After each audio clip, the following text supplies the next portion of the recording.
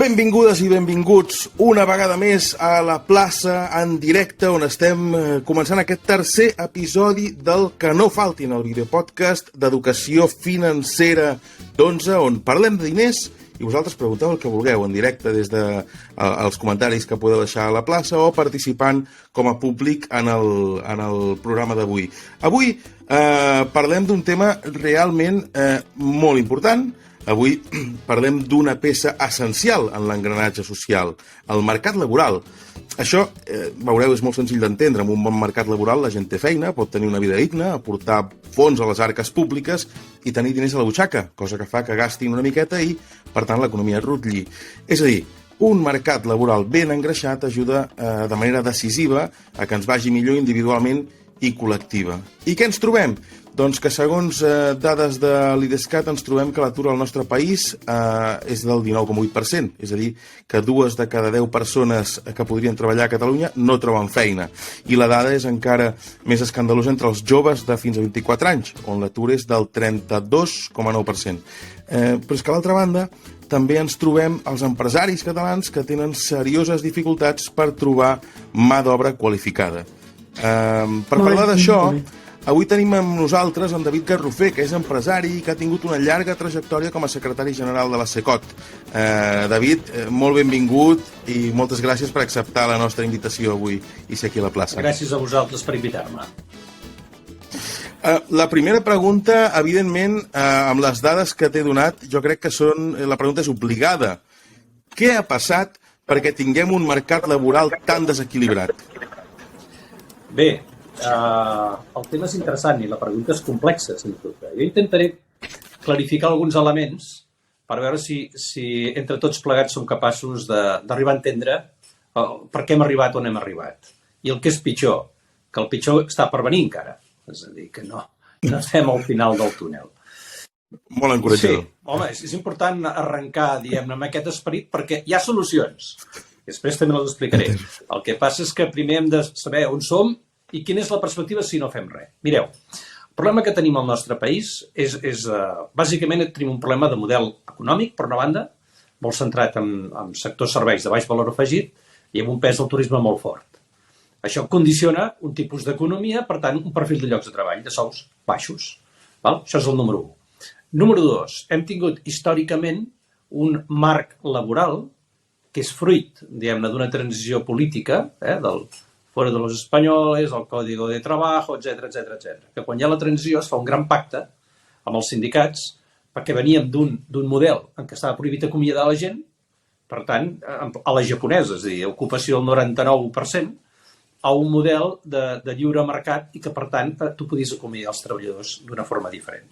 Per tant, els sindicats el que van fer va ser blindar a través dels treballadors una determinada dinàmica. I això va crear una cultura d'ocupació, que els empresaris tenien por a contractar i sempre van anar amb recels a tindre personal indefinit.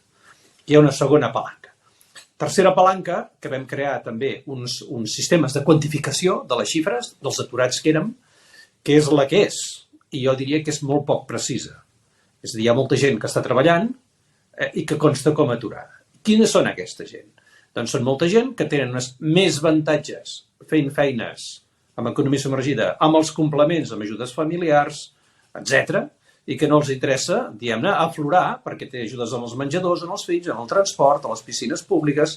10.000 llocs es referencien els ajuts a les persones vinculats si estàs o no a l'atur.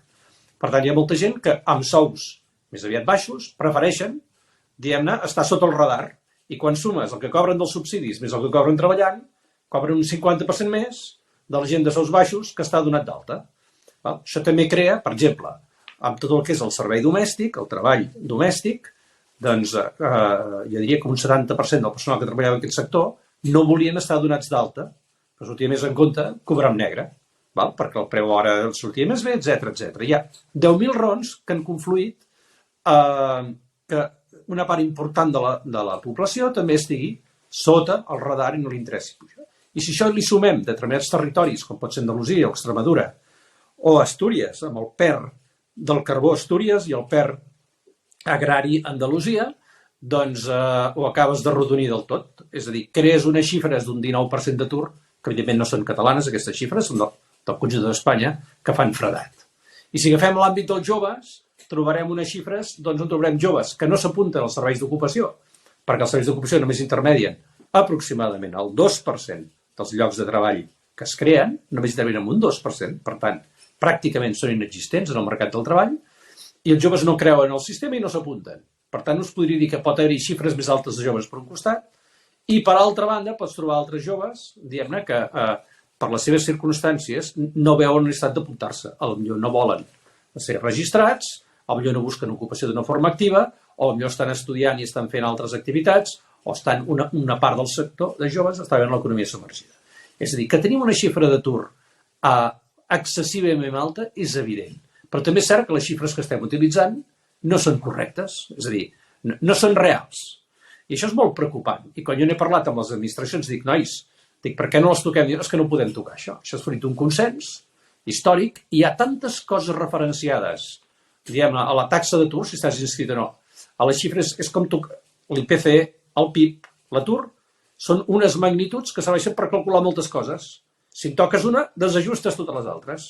Conclusió, no toquem els indicadors, encara que no ens serveixin per fer polítiques actives o per saber realment de què estem parlant quan parlem d'atur. Per això us vull fer aquesta entrada, és a dir, arrenquem malament perquè arrenquem d'un històric que no ha estat gaire positiu, d'un model econòmic que no ens ajuda i un sistema de càlcul real de la gent que està aturada que tampoc és real.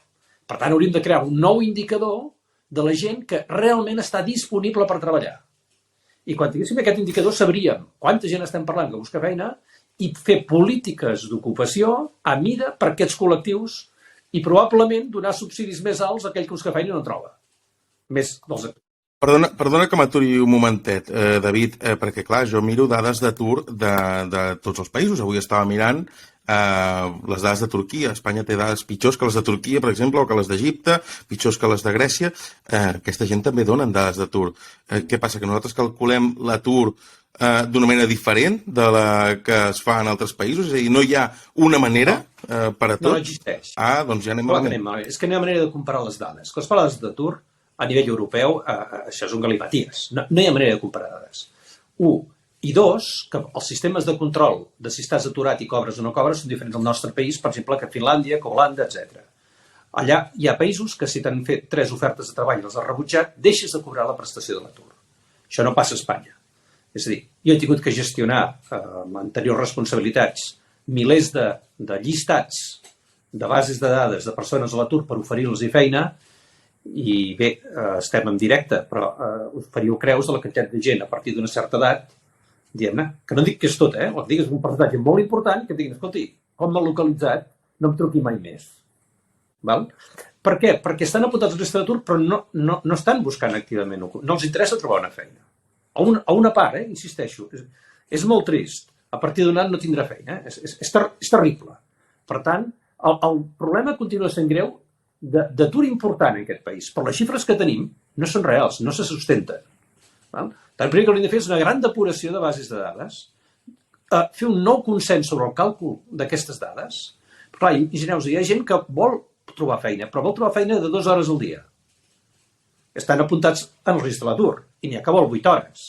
Clar, han d'estar en el mateix registre? És el mateix 2 hores que 8 hores? Els hem de tractar igual? És tan greu, un que necessita 2 hores de feina probablement no té la gravetat d'un que necessita 8 hores, un jornal sencer. Bé, tot això es computa igual. Val?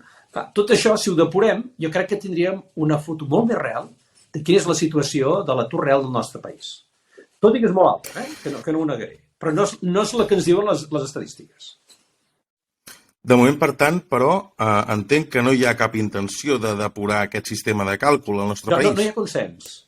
Això vol dir una revisió tan gran que toques col·lectius. És a dir, quan toques aquestes xifres, algú rebrà.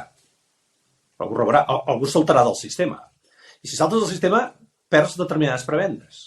Ja siguin prebendes d'ajuntaments o municipis que donen avantatges als seus ciutadans que estan a l'atur, o seran d'àmbit comarcal, o seran d'àmbit provincial, o seran d'àmbit català, per entendre'ns, o d'àmbit estatal. És a dir, un lloc a l'altre rebràs. I, per tant, hi ha tot un ecosistema, la gent s'ha emmotllat en aquest ecosistema i en aquest sistema d'ajuts. Per tant, qualsevol indicador que vulguis tocar vol dir que hi ha gent que salta, que la pots fer saltar. Probablement hi ha gent que hauria d'entrar que no és dintre. Però en qualsevol cas és un moviment important. I ni sindicats, sobretot els sindicats, no tenen en aquests moments intenció de tocar aquestes xifres. Probablement ells et dirien, parlem d'això i parlem de 10.000 coses més, toquem-les totes. Però arribaríem a un punt que dius, ens desbordarà. No hi haurà cap govern que s'atreveixi a tocar tantes coses alhora. Aquesta és una mica la foto real del moment. I a l'altra banda hi ha els empresaris que tenen ganes de tirar endavant, que tenen ganes de fer rutllar l'economia, que tenen ganes de guanyar-se la vida i que tenen problemes per trobar treballadors qualificats. Quins són els sectors on estan tenint més problemes avui i quina és la previsió de cara al futur? Quines necessitats hi haurà? Per si hi ha algú que com el Joan, per exemple, que és jove, que està aquí i digui, hosti, potser hi haurà necessitat d'això en un futur, doncs potser m'interessa encaminar-me cap aquí. Quins seran els sectors clau? Mireu, jo tinc fills de diferents edats. Jo, als menors de 25 anys, els dic que heredaran la terra. És a dir, la generació més afortunada laboralment que haurà vist mai aquest país. Per què? Perquè el 1996 van néixer tantes criatures com el 1939, que va de la Guerra Civil. És a dir, un moment que hi ha una mortandat de 500.000 persones, la gran majoria homes, amb edat fèrtil, és a dir, el 39 no va haver-hi criatures a Espanya. Val? Doncs que el 96 estiguem en la mateixa situació de natalitat és molt preocupant. Per què? Després hi entrarem, en tot cas. El que et vull dir és que aquestes criatures que els empresaris estan buscant no han nascut. Per tant, no hi ha un sector que estigui més apurat que un altre. Tots els sectors es queixen de la mà d'obra.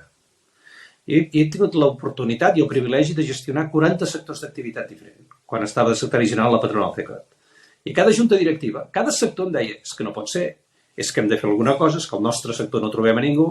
I dic, escolta, que davant teu porto 3 reunions de 3 sectors que no tenen res a veure. Pintors, fusters, mecànics, transportistes, alimentació, comerç.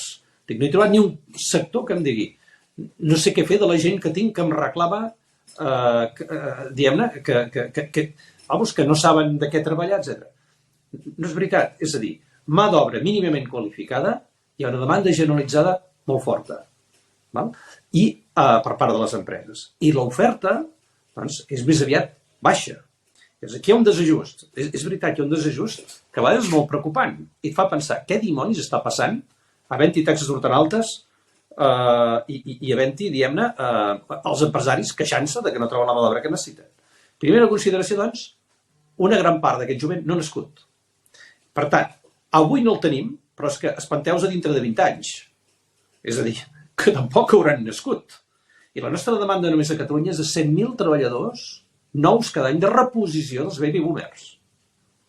100.000 treballadors. A Catalunya en neixen 57.000 aquest any passat. Necessitem 100.000.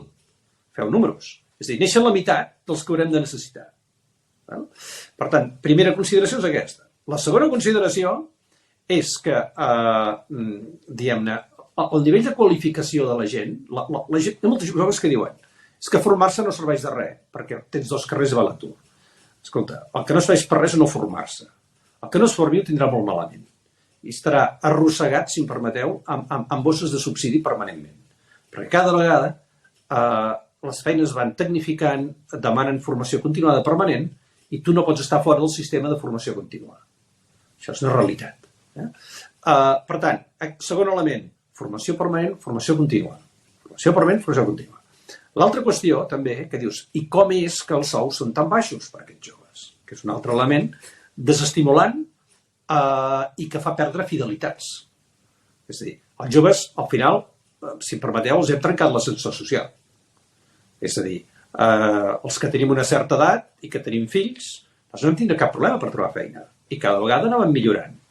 Els meus fills han començat amb uns sous que són els mateixos que vaig començar jo. Els primers sous que han tingut són els mateixos que... És a dir, 40 anys més tard, i no és broma, un enginyer de la Nissan de fa 30 anys cobrava el mateix que un enginyer de la Nissan de l'any passat. Un enginyer de primer any de la Nissan. Què us vull dir amb això? Que les rendes del capital han anat pujant, les rendes del treball han anat baixant. Hem creat una bombolla financera, tot un tinglado financer econòmic, que és molt més rendible jugar amb els diners que no invertir en persones. I les rendes de la gent, de les famílies, de les persones, han anat caient. També és cert que hi ha hagut un transvasament de rendes. És a dir, on estaven 500 milions de xinesos fa 20 anys i on són ara? Estaven a la misèria i ara hi ha 350 milions de xinesos, són classe mitjana, amb sous molt semblants als nostres. És a dir, les rendes mundials s'han anat equilibrant. Occident s'està empobrint, els països que eren pobres però que estan treballant i invertint estan pujant, estan equilibrant els salaris, però els nostres no han pujat. Val? Per tant, hi ha una ruptura sobre un model que teníem d'ascensor social amb el nostre jovent. Tant desestimo. Hi ha molts temes aquí, però, que veig molt preocupants, perquè si fan falta 100.000 nous treballadors cada any des de ja, i resulta que altres economies estan creixent i, per tant, és difícil que els seus treballadors emigrin a altres països que els puguem pagar millor, encara que nosaltres no tinguem uns sous gaire alts, d'on sortiran aquests treballadors que necessitem? Mira, fa uns 10-12 anys, quan va haver-hi l'anterior boom del 2008, i el crash del 2008, als anys 2000, amb un equip de psicòlegs de la pròpia patronal de FECOT, els vaig acompanyar a Ucraïna, a Bulgària, a diferents països i anàvem a buscar treballadors qualificats, amb contracte. Les reunions que anàvem, hi havia sales que organitzaven els serveis d'ocupació públics de cada país i hi havia 50 o 70 treballadors. Imagina't transportistes. Val? I tenia 70 transportistes. I entraven els nostres psicòlegs i venien al nostre producte, venien les nostres empreses, el que tindrien si venien a portar els nostres camions, etc. I aixecava la mà i deia, el primer deia, escolti, abans de vostè han vingut francesos, italians, anglesos, etc. Ens estan oferint unes condicions que són el 40% més altes de sou, amb escoles quan arribem lligades, amb pisos lligats, amb plans d'acollida. Vostè què diu que ens està oferint? Tot plegat que els joves de 25 a 50 anys els quedaven als països rics i els transportistes que els altres rebutjaven ens els quedàvem nosaltres. Per tant, quan aquí a vegades fem escarafalls de la immigració, el que no entenem és que el món està competint pel talent. I allò que diuen, no, és que no hem d'anar a Àfrica a buscar talent perquè descapitalitzem l'Àfrica. Qui diu això ni coneix Àfrica ni com funciona el món. És a dir, el talent del món viatja en vores i es planta a qualsevol país del món. I va així, hi ha una competència global pel talent brutal. I aquí solen tenir del clima i d'un estat com Barcelona, que és una atracció tremenda per molta gent per vindre a treballar. Si no, ho tindríem molt magre, perquè el talent del món no vol vindre al nostre país. Ni vol vindre a Catalunya, ni vol vindre a Espanya, ni vol anar a determinats països. Si no, un exemple, la senyora Merkel, de la qual soc un gran defensor i fan, acull 2 milions de sirians. 2 milions de sirians. Si recordeu, l'última crisi, des de les bases de Grècia, jo em vaig queixar al govern d'Espanya dient que ens en tocaven 40.000. Dic, com és que Espanya no participa activament en ajudar aquests col·lectius? Conclusió i resposta d'exteriors. Només 14.000 han volgut vindre a Espanya. Prefereixen estar als camps d'acollida de Grècia, que són tendes de campanya en fred i calor, esperant si tenen l'oportunitat d'anar a Noruega, a Suècia, a Finlàndia o Alemanya, abans que vindre a Espanya. I per tant només 14.000 van optar de 40.000 de vindre a Espanya. Aquesta és la realitat. I qui no tingui això té un problema. Estem competint no pel talent, perquè aquests no estaven escollits. Allà hi havia talent i hi havia no talent, per persones. La competència és per persones. Val? Aquesta és la realitat mundial. I tot Occident està igual que nosaltres. Tot Occident està igual. Els Estats Units està igual. Diu que volen frenar els immigrants. No hi ha hagut ni un sol mexicà que hagi volgut tornar a Mèxic. Ningú vol marxar. Ni que posin barreres. És a dir, és que no entenen que el món ha canviat i que als Estats Units necessita la mà d'obra que li arriba. Mirem què està passant ara a Anglaterra, que s'estan quedant sense treballadors des que han tancat les fronteres amb Europa. És un desastre. L'empresariat no sap què fer, es vol suïcidar en aquest país. I hauran de tornar a obrir fronteres, perquè el món està interconnectat i la competència és mundial. Per tant, no hi ha cap sector, i torno al tema, al nostre país que tingui més problemes que un altre. Si m'apures, els sectors que paguen menys, doncs en tindran més que els que paguen més. Però de problemes en tenen tots, per trobar mà d'obra i mà d'obra qualificada mínimament. Interessantíssim el que estàs explicant ara que s'acosta 2023, que serà un any de campanyes electorals intenses, on segur que la immigració serà un dels cavalls de batalla d'alguns partits. No entendre que necessitem immigració, necessitem treballadors per tirar endavant. Més encara quan, deixa'm apuntar-te una dada, que és que aquest 2023 a l'estat espanyol, parlaves d'aquesta generació del baby boom, es jubilarà el 50% del funcionariat. Que això jo no sé què representarà per l'administració pública, si és que de cop i volta aprimarem l'administració i es tornarà molt més eficient, o es cobriran aquestes places, o col·lapsarà perquè no hi haurà ningú per fer la feina. No em sé imaginar què passarà aquest 2023. Mira, el primer que s'haurà de fer és a dir, jo de què em queixaria? Ara estem a immigració, hi ha altres temes també importants que m'agrada parlar, perquè a més tenim el Joan aquí, i jo crec que és important també orientar-nos cap al jovent, no? Però fixa't bé, jo he trobat a faltar en aquest país, a Catalunya i a Espanya, però em queixo de Catalunya perquè podíem haver fet coses. Portem 15 anys que jo, escolta, he perdut la veu dient que Catalunya ha de fer un projecte, un model país de selecció amb origen intel·ligent, que és el que fan tots els països que històricament han importat mà d'obra. Hi ha una estratègia, saben els perfils que necessiten, saben de quins països volen anar a buscar, i això es planifica. Jo he estat a Romania, Ucrània, quan no hi havia guerra, parlo de bastants anys, i havia estat allà buscant soldadors, i havia anat a les universitats de soldadura, on soldaven els tancs, els T-34 famosos russos de la Segona Guerra Mundial, els soldaven allà, a Ucraïna. I hi ha una universitat enorme només de soldadura. Doncs allà dintre tenen aules gegants dels fabricants alemanys de màquines de soldadura. I llavors, els alemanys què fan allà? Cursos de soldadura, amb les seves màquines. I tots els aturats ucraïnesos anaven allà. Acabat el curs, tots aquests ucraïnesos s'anaven a treballar a Alemanya, formats i a punt. Els alemanys anava allà i anava a buscar infermeres, i les infermeres anaven a escoles d'infermers que formaven infermers per l'estat d'Itàlia. És a dir, aquí és inimaginable pensar això. Aquí és que la improvisació nostra és espectacular. Nosaltres hem fet 7 regularitzacions laborals. 7 regularitzacions. Hem regularitzat 7 milions de persones per decret. No n'hem seleccionat ni un d'aquests. S'han presentat durant 15 anys i quan ja estàvem pel carrer sense papers, al final diuen, bueno, prou, que tenim mig milió de persones que no sabem qui són, però no en sabem res, perquè s'amaguen, no sigui que les tornem al país. Apa, les regularitzem de cop. Algú ha pensat si són els perfils que necessitem, si són dels països que volem. Tot això, la gent ho fa. No surt als titulars dels diaris, però els estats planifiquen tot això. És que no ho van dient, però funciona. I Espanya hi ha aquesta idea de que, com que tenim un atur tan alt, no podem parlar d'immigració. Com ha de vindre una sola persona mentre hi hagi un aturat a Espanya? Jo diria, però escolti, toquem potser els sistemes de càlcul, toquem les xifres, sapiguem de què estem parlant. Té clar quants neixem, té clar quants morim, quan ens jubilarem, que no ho veu que no quadren els números. A què esperem a fer un pla, una estratègia país?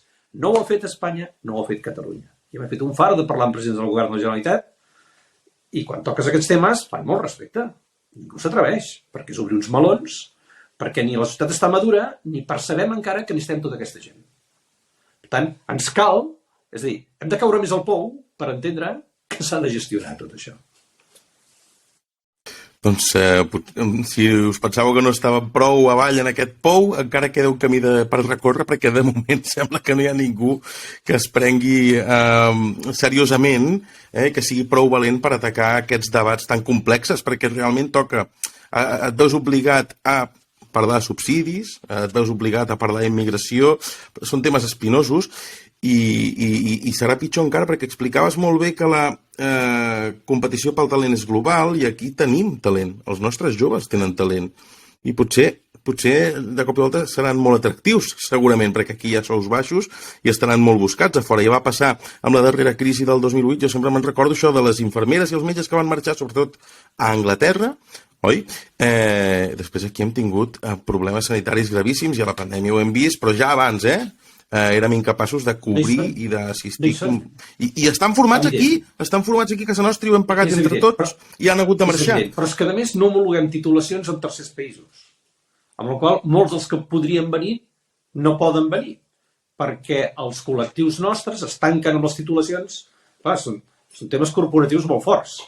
És a dir, Com que vingui aquí infermeres de no sé quin país? Home, res, escolti, aquí o estudien amb el nostre temari o no n'acceptarem cap.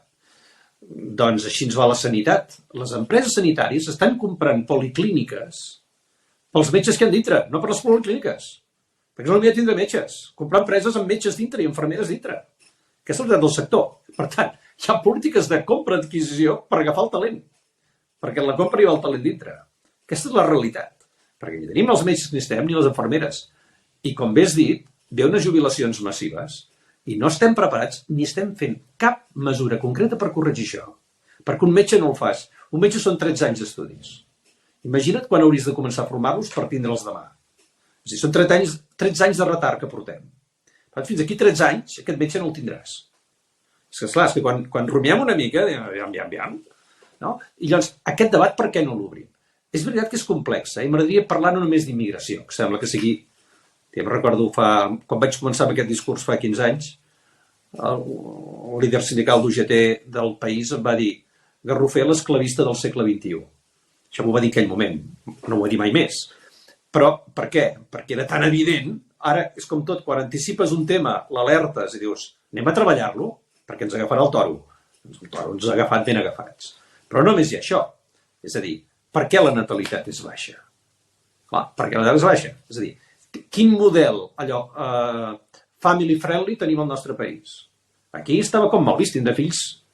Eres de determinades conviccions religioses, diguem-ne, que tenien molts fills, o era una herència d'un model franquista? Esclar, amb tot aquest panorama d'aposta per la família, aquí, quan tenies 3 fills, tothom es fotia les mans al cap. On vas amb 3 fills? Tu vas als Estats Units i altres països i, esclar, les taxes de natalitat allà són 2,2, 2,1. Estem a 1,2. A partir de 2 hi ha reproducció, hi ha equilibri. Menys de 2 vol dir perds població. Estem a 1,2. Estem com Itàlia, estem com a tants països europeus. Els països nòrdics, que estaven molt baixos, han pujat, estan 1,6, 1,7, 1,8. Per tant, Suècia, Noruega i tal. Clar, té unes polítiques de conciliació familiar, d'ajuda a les famílies que tenen criatures. Hi ha una estratègia perquè les parelles tinguin criatures. Aquí no en tenim cap d'estratègia per tindre criatures. Amb sous de 1.200 euros al mes, perdoneu-me, dintre una parella, és a dir, quantes criatures pots tenir? Poquetes. I amb molt de coratge, i posar-t'hi amb molt de coratge. Aquesta és la realitat. Per tant, no tenim un país que encara tingui la seva agenda, diguem-ne, el suport a fer famílies amb més fills, que les parelles tinguin més fills. I això, en alguns estats, és una estratègia de país, Espanya no ho és. I Catalunya tampoc. Per tant, primer problema, no estem orientats a tindre més canalla. Número 2, estem orientats a la formació, poc. Mires la taxa de formació del nostre país i hores invertides per habitant en formació és dels més baixos d'Europa. I tu mires, és a dir, de la població laboral, el 50% de la població laboral espanyola no té ni l'ESO. Ni l'ESO, el 50%. Clar, tenim un perfil professional de mitjana molt baix. Molt baix. Clar, això et va marcant. Per què hi ha tant atur? Bueno, tampoc ajuda. També és cert que ara en polítiques de certificació i de qualificació es permetrà que aquell que tingui l'experiència li donaran el títol equivalent com si hagués estudiat. Perquè és veritat que un senyor que porta 40 anys en un torn en sap 10 vegades més que un estudiant que acaba de torner. I això corregirà les xifres que tenim. Però les xifres de qualificació que tenim espanyoles són terrorífiques. Per tant, ens falta molta qualificació permanent. La gent que es pensa que va a la carrera i que ja ha fet tota la formació que havia de fer la seva vida. Escolta, o ens formem durant la nostra vida laboral o estem morts. Per tant, aquí hi ha un altre element de treball importantíssim. I en l'àmbit dels joves, jo hi posaria una altra palanca, que és la formació professional dual. És a dir, tenim una formació professional que està pujant, que té nivell, que és reconeguda pels empresaris i que no ens podem queixar. Però, evidentment, podria ser molt més bona. I aquí el que hem de fer és una estratègia de que el jove sigui contractat per l'empresa des del minut 1, al matí treballa, a la tarda estudia. I d'aquesta manera aquest nano hi ha una relació laboral des del minut 1. Evidentment, el que no pot fer és guanyar el mateix sou que guanya un oficial, un tio totalment preparat. Però, bé, serà una cadena. El primer any no guanyarà, però el tercer any aquest jove guanyarà igual que l'oficial ja. Estarà a un nivell professional i econòmic, diguem-ne, adequat pel seu nivell. És la figura de l'aprenent de tota la vida, no estem inventant res, és una cosa que ja s'havia fet Ja hi era. El que passa és que aprenent, ara tenim els convenis en pràctiques que funcionen molt bé, són com uns succedanis que funcionen bé. Però això hauria de ser massiu. I jo diria, i fer aquest pas també a la dual, vinculat a la contractació. I per tant, estimular que les empreses contractin aquests nanos amb aquestes noves modalitats. I ens hauríem d'orientar totalment al jove, a retenir aquest jove, a formar-lo i que realment pogués, a mesura que es van qualificant, els sous aquest país s'arreglen. Sobretot són complicats els sous de primer i segon any dels joves són molt baixos. Val?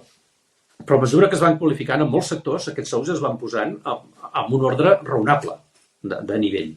Això és el que hem de fer per retindre tots aquests nanos. Per tant, tenim moltes coses a fer. Són, com sempre a la vida, no hi ha una aixeta que ho obri i ho tanqui tot. Tu has d'anar obrint i tancant moltes aixetes i ajustar-les. I jo diria assaig i error sense por. Provem. Si no va bé, ja ho canviarem. Però el que no podem és no tocar res mai. Ara em venia al cap, perdó, allò de la Constitució. 40 no es pot tocar. Miri, si no es toca, passen coses. No? Les coses s'han d'actualitzar, les coses s'han de posar al dia. Que ens equivoquem, arreglem-ho. Passa res. O no ens equivoquem. A la millor és que han canviat les circumstàncies i hem d'ajustar les realitats amb els marcs jurídics. Doncs aquí, amb tots els temes que hem tocat d'immigració, de polítiques de natalitat, de formació, no és tan difícil. Però fa falta coratge. Fa falta coratge polític. 7:15 del vespre, hem tingut una perspectiva terrible, duríssima, una radiografia absolutament crua per part de David Garrofer, però és la realitat. De vegades no volem mirar a la cara la realitat i s'agraeix que gent com tu ens l'exposi d'una manera tan clara perquè tots sapiguem realment on som i m'agrada molt el teu coratge a tocar tots aquests temes i ja, a més, hi afegim la Constitució, que tot sigui reformable. Se m'ha escapat, perdoneu, Ja, mira, ja hem tocat temes complicats, subsidis, immigració, natalitat, afegim-n'hi un altre, va. Però m'alegra molt que hagis començat a apuntar solucions, perquè jo estava esperant, dic, a veure quan sortim de la radiografia catastrofista i ens fixem en les coses positives que puguem fer, ni que sigui per acabar amb un esperit optimista abans d'obrir el torn de preguntes. Ja n'has apuntat una, aquestes formacions duals, el tema d'esperonar la natalitat. Jo ja he fet la meva part, si tens idees perquè altra gent del nostre país, doncs, és que és molt complicada, la conciliació de la vida laboral i familiar, és molt difícil tenir una carrera, deixa'm dir també, és molt difícil ser dona, tenir una carrera, ser mare, cuidar dels fills, és molt complicat, és molt complicat. Em permets un tema amb això? Mira, Digues. Vaig participar en una sèrie de seminaris molt interessants de per què en el sud d'Europa el nivell de natalitat era tan baix. Jo era un convençut de que una de les causes era que el marc jurídic de suport a la família era més baix. I és veritat, però ens va vindre danesos i holandesos que havien estat a nivell europeu i no era aquesta la causa profunda. La causa profunda era el suport que donava la parella masculina, diguem-ne, a la seva parella a casa. És a dir, si em permeteu, un masclisme antic que encara està molt fort. És a dir, els homes col·laboren a casa. Col·laboren. Per tant, normalment, la parella normalment femenina, diguem-ne, fa doble jornada. I per tant, això no anima gens.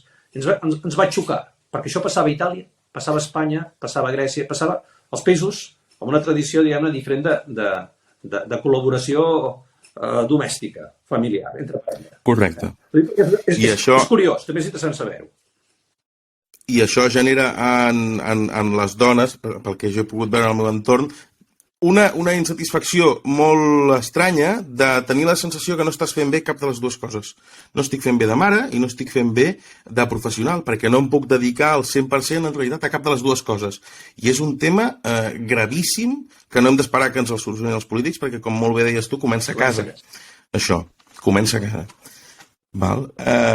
Doncs mira, m'agrada aquesta perspectiva perquè ja és un punt de vista positiu d'una cosa que podem començar a implementar demà. I ara, si et sembla, com que aquí parlem de diners i volem que la gent pregunti el que vulgui, obrim també aquesta conversa a la gent que tenim aquí en directe, en Joan, l'Alícia, la Núria, o si voleu fer preguntes a través de la plaça, com per exemple ja ha fet en Jordi Moreno fa una estona, que ens preguntava una cosa que jo crec que ha quedat prou resposta, que és que ens deia quins canvis faria l'actual mercat laboral, això ja ho hem abordat, i preguntava si no caldria tornar al mercat laboral d'abans del 2011, que es deia que teníem plena ocupació. I jo et trasllado aquesta pregunta, però imagino que allò tampoc no era ni plena ocupació, ni era tot fantàstic, aleshores. No, penseu que el mercat laboral del 2008, 2007, 2008 no és tan diferent del que tenim ara. No és tan diferent del que tenim ara. Què vol dir això? Que, per exemple, a Catalunya si estem una taxa, ara no l'he revisada en data d'avui, no et sabria dir, però si estem parlant d'una taxa d'un atur d'un 6%, per dir alguna cosa, l'atur real seria 2 o 3 punts inferior a l'oficial, la real. Per tant, això ens passava en aquell moment també. Per tant, a Espanya sempre has de descomptar una sèrie de punts sobre la taxa oficial que et donen. I llavors saps exactament de què estàs parlant. No estem tan lluny d'aquell moment. Jo crec que el model laboral s'ha flexibilitzat. Jo crec que és bo.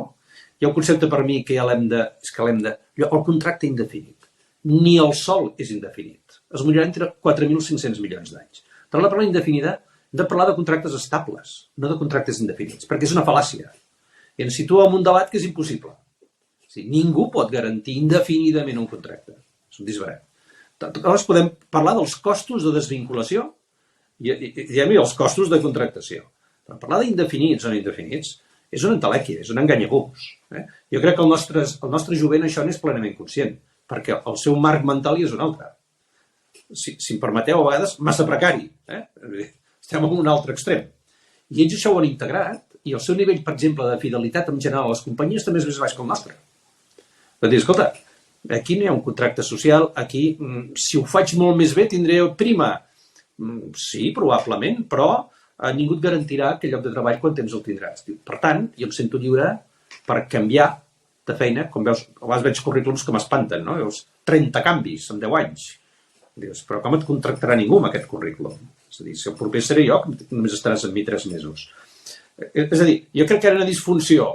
Que els joves també és com una venjança, si em permeteu. No pensada, Què són les condicions? Molt bé, jo faré el que em doni la gana. Vull fer un any sabàtic, m'aniré a fer surf a Austràlia, ja trobaré una feina allà i m'espavilaré i tornaré quan vulgui. És a dir, ara tot això està desdibuixat perquè entre tots plegats hem creat un model que no s'aguanta. Perfecte, doncs primera pregunta del Jordi, resposta. No sé si teniu alguna pregunta. Alicia, Joan, Núria... Teniu micròfons tancats? Núria, endavant. Ara l'he obert jo. Bueno, m'agrada molt, tot el que estàs dient. Què anava a dir? Però clar, també el tema dels sous, potser abans, al ser més elevats, també feia que la gent fos més fidel, perquè clar, trobar aquest sou elevat en un altre lloc, si aquí ja estic bé, doncs continuo. Clar, quan el sou és molt baix, vaig a veure si trobo alguna cosa millor, ni que sigui pocs euros o qualsevol condició petita que et millora per proximitat a casa o el que sigui, doncs ja canvien, no? Potser aquesta baixada de sous fa això que les famílies no puguin créixer, perquè és que, clar, no hi ha recursos per créixer, o per dir, jo estic treballant però a algun lloc has de deixar la criatura, no? I són molt cares les guarderies, és molt car tot, i llavors és un sistema que costa ara de canviar, perquè hem entrat en una dinàmica també. No. Però els empresaris tenen marge per millorar aquests salaris ara mateix? Com va això? Si mirem les comptes de les empreses, de les petites i mitjanes, no dels monopolis, els monopolis, l'IBEX 35 és un altre món, en tots els sentits. Però el que és la petita i mitjana empresa té el marge que té i no és gaire alt, és a dir, tampoc té joc. Però, per exemple, les llars d'infants. Com pot ser que no hi hagi llars d'infants gratuïtes, universals, per tothom? És que no té ni cap ni peus.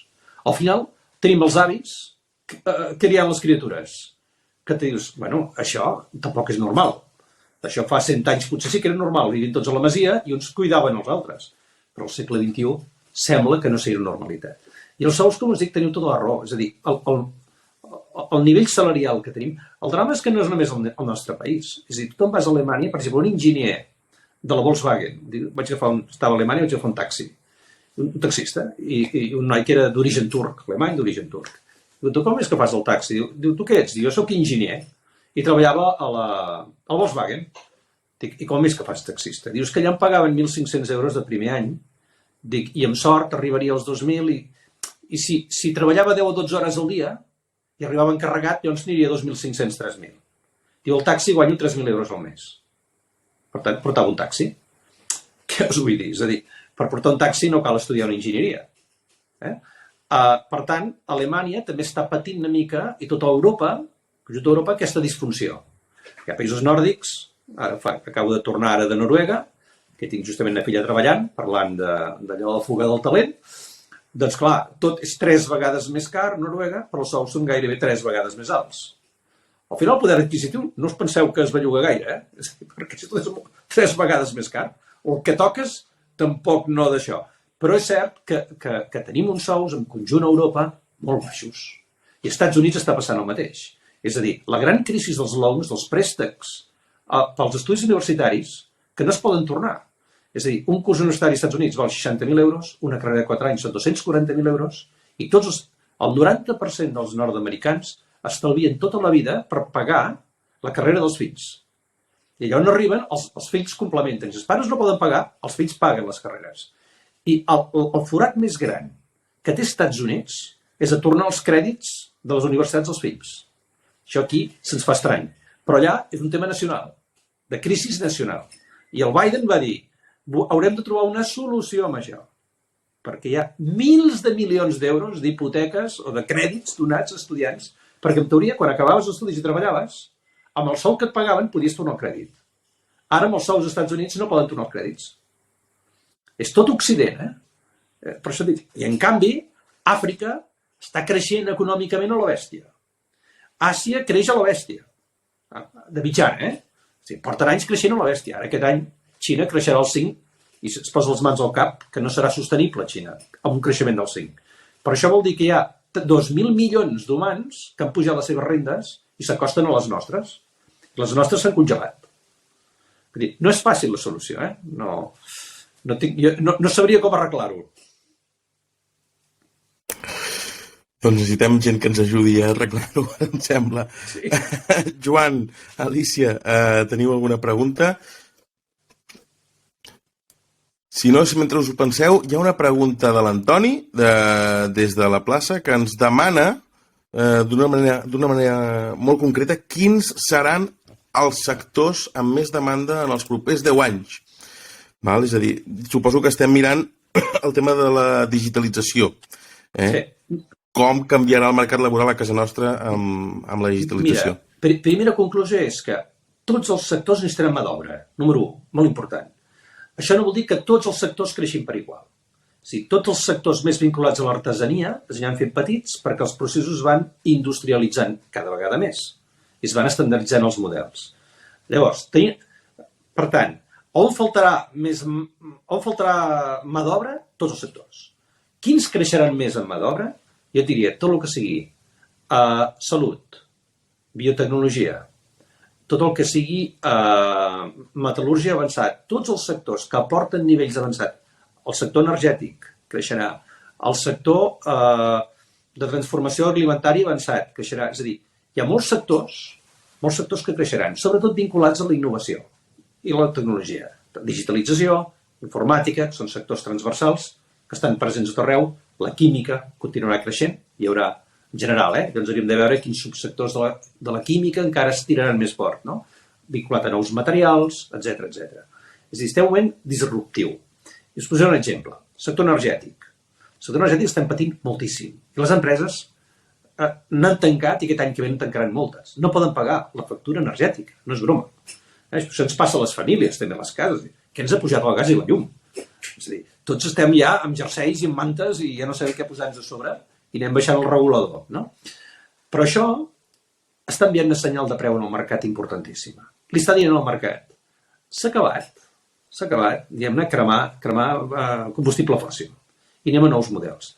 I fins que les energies convencionals no es tornen molt cares, no surten els invents nous. Sortiran invents nous, abans de 10 anys, haurem de passar 10 anys de transició, i veureu com aquests nous invents generaran llocs de treball interessantíssims i generaran un model econòmic d'energies més econòmiques. a Europa, 2 punts del PIB europeu el perdem per pagar l'energia que l'hem d'importar tota, pràcticament. Els països àrabs, Estats Units, de Canadà, de Rússia, de tot arreu. Perquè Europa no té energia. Té carbó, no el podem cremar. I tenim França, que té nuclears, 50 i pico nuclears. I 19 a punt de fer fallida, que es quedaran sense llum, probablement, aquest hivern. És a dir, el que us vull dir és que hi ha senyals evidents que el mercat t'està dient atenció, que era una revolució energètica. Perquè està encara l'energia convencional, que apareixen noves energies, i això generarà nous models de maquinària nova, instal·lacions a les cases noves, 10.000 coses noves que ara ens costa d'imaginar. Igual com el cotxe elèctric, on l'hem anat veient com es anava costant i està creixent, doncs començarem a veure vinculats als sectors energètics transformacions enormes. Per tant, en temes de salut, en temes de materials, en temes energètics, i dic materials, potser posa també alimentari, l'àmbit alimentari també hi ha unes revolucions molt interessants. Tot això anirà generant perfils nous professionals que en aquest moment no tenim. I temes, a més, imagino on hi hagi valor humà afegit, per entendre'ns.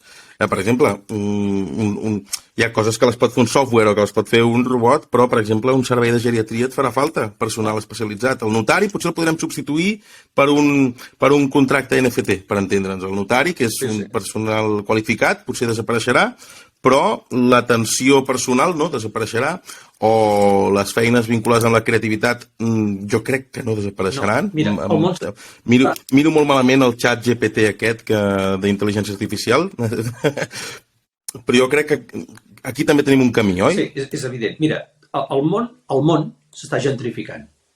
És a dir, Xina va fer la política d'un fill únic i dintre de 4 dies Xina estarà ple d'avis, com Japó, està ple de gent gran. A mi m'agrada viatjar. Tu te'n vas a Brasil i no he vist mai un avi a Brasil, no són, es deuen amagar. Tot és canalla. O vas a l'Àfrica, no veus avis, tot és canalla. I no és que es morin, És a dir, és senzillament, hi ha tanta gent jove que és molt diferent. Vas a Japó, vas a determinats països, la feina que tens a veure, canalla, costa molt. Però el món en global es va fent vell. I això vol dir que s'ha de cuidar. S'està gentrificant, s'ha de cuidar. Això vol dir persones cuidant persones. En aquest sector té una demanda espectacular. Qui es posi aquí ho té garantit. Perquè ja sigui amb sanitat pública o qui s'ho podrà pagar, però de manera o altra, es generaran nous llocs, noves professions i, ens farà falta molta gent, evidentment, en l'àmbit de la salut, moltíssima. Jo crec que és dels que més creixerà. A més, per cuidar els baby boomers, imagina't. Ho deixem estar perquè són 3:15 passat, 7:45. Us agraïm molt a tots la participació avui, molt especialment a tu, David, per compartir aquesta tarda amb nosaltres, per donar-nos una perspectiva aquí al Que no faltin de com està el mercat laboral i de quins són els reptes de futur per a aquest mercat laboral. I a la gent que ens està seguint a la plaça o els que ens veuen ja no en directe, sinó quan aquest vídeo ja estarà editat i maco amb la música ara ja sonant de fons, a tots ells moltes gràcies per seguir-nos avui. Aquest és l'últim Que no faltin del 2022, tornarem al 2023 amb molts més continguts, parlant sempre amb gent especialista que ens pugui aportar una visió que ens ajudi a això, a educar-nos financerament, a conèixer com funciona el món del diner, com funciona en aquest cas el mercat laboral. Hem parlat en altres capítols de la criptomoneda, hem parlat del diner, com funciona el diner, amb el James Sen en el nostre primer capítol, amb el president d'11, i seguirem fent aquests capítols del Que no faltin, perquè com hem explicat moltes vegades, creiem que el coneixement és poder i que conèixer com funciona tot plegat fa molt més senzill que puguem prendre les decisions correctes individualment i col·lectiva. Com us deia, a tots moltes gràcies, David, Alicia, Joan, Núria, sobretot que no faltin. I bones festes!